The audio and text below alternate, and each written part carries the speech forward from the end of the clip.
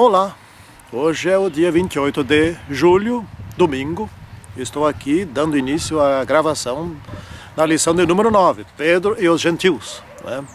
Temos coisas maravilhosas para aprender nessa lição. Não vou conseguir expressar tudo. Essa lição aqui é densa de informação. Santíssimo e poderoso Deus, esteja conosco aqui nesse estudo. Abençoa-nos nesse estudo.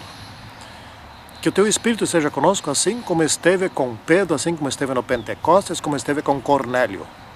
Em nome do Senhor Jesus Cristo. Amém. Muito bem.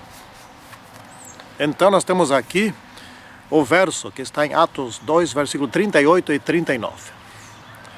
Respondeu-lhes Pedro: arrependei-vos, e cada um de vós seja batizado em nome de Jesus Cristo para a remissão dos pecados, dos vossos pecados, e recebereis o dom do Espírito Santo, pois para vós outros é a promessa, para vossos filhos e para todos os que ainda estão longe, isto é, para quantos o Senhor Deus chamar. Ou seja, a promessa do dom do Espírito Santo é para todos. Judeus, gregos, brasileiros, americanos, enfim, todas as raças, todas as nacionalidades, todos os seres humanos. Jesus Cristo morreu por todos, né? Então nós temos aqui a tal da cultura, né? A cultura tem coisas boas, mas também tem coisas ruins, né? A cultura nos faz pensar de uma maneira muitas vezes errada. E às vezes nós aceitamos a cultura dentro da igreja, certos traços culturais que não deveríamos aceitar. E outros traços culturais que são até interessantes, nós às vezes não vemos muito bem, né? Muito bem. Vamos aqui de imediato aqui para domingo, lá no Pentecostes. O que aconteceu no Pentecostes? Então esse era o 10º dia depois que Jesus já havia subido ao céu, ou seja, 50 dias depois que Jesus havia ressuscitado, né? E eles estavam reunidos e de repente ninguém fez campanha missionária, ninguém levou folhetos, nem foi de porta em porta para convidar, etc. Nada disso foi feito. Eles estavam ali reunidos e começaram a falar em línguas diferentes. Houve um som esquisito, um som diferente que nunca ninguém havia ouvido. Se ouviu esse som em toda a cidade e se sabia de que lugar que vinha, e as pessoas iam para aquele lugar, e Pedro pregou, e os apóstolos, todos eles falaram em línguas diferentes. Eram 15 línguas, provavelmente 15 línguas diferentes, porque havia ali uma lista de pessoas de 15 locais diferentes, além de Jerusalém, não é? E no primeiro dia em que a igreja começou a funcionar, em que começaram a pregar e começaram a ensinar, em que as pessoas vieram, a igreja naquele dia começou com 70 pessoas. E naquele mesmo dia, antes do pôr do sol, estava com 3.570 pessoas, não é? Isto é poder do Espírito Santo. E interessante que eu devo dizer aqui que aqueles apóstolos não desaprenderam as línguas que eles aprenderam naquele dia, né? Dali em diante eles foram usando aquelas línguas, aquilo que aprenderam em outras religiões, foram para o mundo todo pregar e sabiam as línguas, né? Isso que é interessante. Então, naquele dia, no primeiro dia em que a igreja começou a pregar, Deus lhes disse: ide a todas as nações. Está aqui a capacidade de vocês falar nas línguas destas nações, né? E outras nações, eles poderiam muito bem aprender a falar. Como hoje, por exemplo, os pastores aprendem a falar em japonês, outros aprendem a falar em línguas africanas, etc. E vão lá. E alguns pastores, inclusive, vão lá sem saber falar a língua. Chegam lá, vão aprendendo, dão um jeito, em 6 meses já estão trabalhando bem. É assim que se faz, não é? Tem que ir para as pessoas de outros povos. Esta foi a mensagem do primeiro dia da igreja, bem no início, quando começou a funcionar, né? E aqui agora vamos para uma outra história, que é a história de Cornélio, a parte 1 e parte 2, né? Muito interessante. Apesar daquele primeiro dia ter sido um dia em que Deus deixou muito claro: vão para todas as nações, vão para o mundo inteiro, para pessoas estrangeiras, que não são só os judeus, vão pregar a todos, ainda havia resistência. O próprio Pedro tinha resistência. E ainda havia outras resistências, assim do tipo, bom, mas eles têm que se circuncidar então, né? Já que podem pregar para eles têm que obedecer todas as leis de Moisés, eles têm que fazer os sacrifícios, eles têm que fazer um monte de... Enfim, todas as coisas que se faziam no Antigo Testamento e que foram abolidas lá quando Jesus morreu na cruz. Então, tinha gente que estava exigindo isso, então uma polêmica, né? Bom, se isto era bem intencionado ou não, enfim, mas estava ali feita a polêmica. Tinha que exigir isso deles ou não tinha que exigir? Bom, podia se pregar aos gentios ou não se podia pregar? Pedro já estava aprendendo. Pedro era muito resistente, outros também, né? Pedro era muito resistente, zeloso, mas às vezes a gente é zeloso de um modo errado, né? E Pedro precisava aprender. Pedro era líder entre eles e Pedro precisava aprender mais que os outros, então, para que ele tivesse argumentos poderosos, convincentes, para fazer com que a igreja aceitasse as mudanças que agora tinham acontecido. Detalhe importante, aqui estava a igreja lidando com grandes mudanças, não é? Do sistema do Antigo Testamento para o sistema do Novo Testamento. Houve mudanças ali. Essas mudanças eram nas leis cerimoniais, na lei cerimonial. Mas, enquanto se discutiam essas mudanças, nunca se tocou com relação ao dia de guarda, não é? Isso não era uma mudança a ser tratada. Pois bem, então olha como Deus administrou a situação. Então aconteceu que o tal do Cornélio, né, que era da cidade de Cesareia, ele se interessou pelo cristianismo, etc. Aprendeu e começou a adorar ele, a sua família, alguns soldados, certamente, enfim, algumas pessoas por ali começaram a adorar ao Deus dos judeus.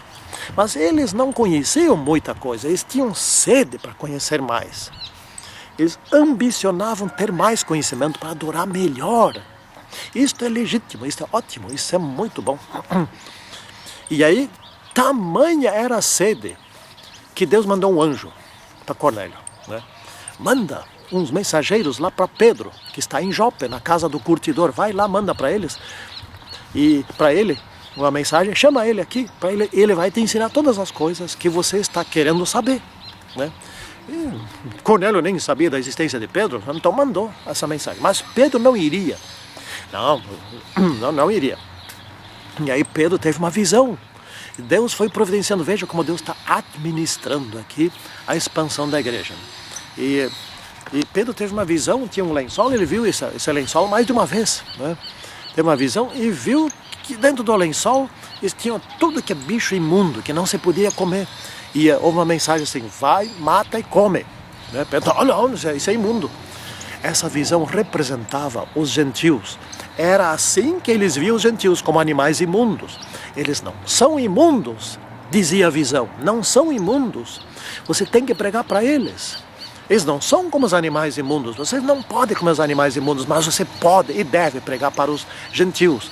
Isso que a mensagem da visão estava dizendo. Terminada a visão, os homens já estavam bem próximos da casa onde Pedro estava hospedado. E aí veio um anjo e falou para Pedro, Pedro, tem 2 homens que estão chegando aqui. Eles vão te convidar para ir a um certo lugar. Vai junto. Deus mandou aqueles homens virem aqui. É a ordem de Deus. Portanto, agora você também está recebendo uma ordem. Vai junto com eles. E Pedro, tá, então sim, então eu vou. Primeiro, Pedro se convenceu que deveria pregar aos gentios e, em segundo momento, Pedro recebeu a ordem. Tá, agora então vai para os gentios, para uma casa de um tal de Cornélio. E Pedro foi. Quando estava lá, que foi que aconteceu? Que coisa maravilhosa aconteceu? Pedro começou a pregar, receberam Pedro, etc. Tal, toda aquela festividade, aquela alegria, etc. Recebeu um homem de Deus. Cornélio, inclusive, se ajoelhou diante de Pedro para adorar Pedro, etc. Pedro, opa, espera aí. É que Cornélio ainda tinha aquelas coisas da cultura, né? Por exemplo, os romanos adoravam o imperador, né? Adoravam o deus Mitra, etc. Então os romanos adoravam ídolos e Cornélio ainda misturava as coisas e queria adorar um ser humano. Pedro é um homem de Deus, então tem que ser adorado. Não, só Deus tem que ser adorado, só Deus pode ser adorado. E Cornélio foi aprendendo, né? Então, quando estavam reunidos e Pedro estava ensinando aquele entusiasmo todo, o que foi que aconteceu? Deus enviou sobre toda aquela turma daquela casa, Cornélio, sua família e não sei mais quem, o poder do Espírito Santo. E eles também falaram em línguas diferentes das que eles conheciam. Línguas de outros povos, não línguas estranhas, línguas que ninguém entende. Não, não era isso, línguas estáticas. Não, isso não é língua, né? A Bíblia não ia ser tão estúpida, vamos dizer assim, a Bíblia não ia ser tão baixa de relatar línguas estáticas, que não são línguas, que ninguém entende, que são grunhidos ou coisa desse tipo, né? Então, não vamos rebaixar a Bíblia tanto assim. A Bíblia é um livro que foi escrito por como é que se diz? Profetas, né? E que foi inspirada por Deus. Não vamos minimizá-la tanto, né? Então, isso comprovou que os gentios que não eram circuncidados podiam receber a mensagem, porque também receberam o mesmo poder que havia sido dado aos circuncidados lá em Jerusalém. Pronto, estava tudo resolvido, né? Estava tudo resolvido. Agora, deu-se uma polêmica lá em Jerusalém, mas não pode, os gentios têm que ser circuncidados e não sei o que mais. A essa altura, Pedro já tinha os argumentos, porque, enfim, se o próprio Deus havia enviado o Espírito Santo sobre pessoas não circuncidadas, então não precisava mais circuncidá-las, então as leis de Moisés, aquelas leis cerimoniais, já não precisavam mais ser obedecidas, né? E isso ficou muito claro, então, lá no concílio. Pedro tinha os argumentos. Pedro não só estava convencido que podia se pregar aos gentios, mas também estava bem assistido, estava bem preparado para defender a ideia verdadeira, correta, de que os gentios não precisavam ser circuncidados, não precisavam oferecer sacrifício, não precisavam fazer todas aquelas cerimoniais que se fazia antes da morte de Cristo. Mas mesmo assim, eles recomendaram que estes seguissem algumas das leis de Moisés, que é, por exemplo, não comer carne de animais imundos, não comer carnes sacrificadas a ídolos, não comer carne com sangue, não comer sangue. Enfim, algumas recomendações que eram daqueles tempos, que faziam daqueles tempos de Moisés, estas ainda valiam, mas não eram recomendações com relação aos sacrifícios, com relação a esses rituais, e sem recomendações de saúde que valem sempre, né? Então, meus amigos, a igreja cresceu, se fortaleceu, e Deus estava dirigindo a igreja, o Espírito Santo estava agindo. Assim será nos últimos dias, e todos nós participaremos com grande poder, e eu participarei se eu também todos os dias me entregar nas mãos do Espírito Santo. Que você também faça o mesmo, e que nós todos sejamos unidos na causa do Senhor Jesus Cristo, e Ele voltará bem logo. Santíssimo e poderoso Deus, abençoa-nos agora em diante, que sejamos fiéis servos teus. Em nome do Senhor Jesus Cristo. Amém. Tchau.